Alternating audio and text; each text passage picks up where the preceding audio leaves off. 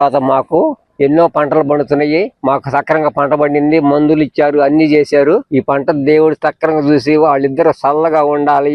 దేవుడి దయ వలన చంద్రబాబు నాయుడు గారు, లోకేష్ బాబు ఇంతకన్నా ఇంక చేసే నాయకుడు ఎవడు లేడు. రైతులకి మీకు సక్రమంగా సరైన మందులు కూడా వస్తున్నాయి. సక్రంగా మందులు కొట్టుకుంటున్నాం, పవర్స్ పెట్టి బాగానే చేసుకుంటున్నాం అయ్యా. ఇప్పుడు గత ప్రభుత్వంలో మీకు ఏమన్నా ఎటువంటి ఇబ్బందులు ఎదుర్కొన్నారు? ఇప్పుడు అసలు ఆ ప్రభుత్వంలో ఉన్నప్పుడు కనీసం మేత పెట్టుకుందామన్నా నీళ్లు లేవు.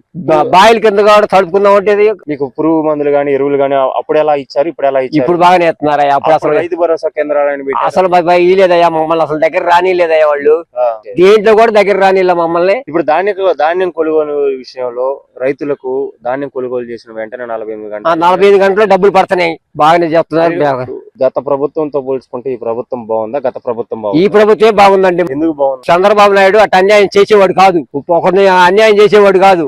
ఆయన నీతి నిజాయితీ కల్లా మడిసి అంత ఉండా కూడా ఇంత జనం అంతా ఎందుకు వేశారండి ఓట్లు.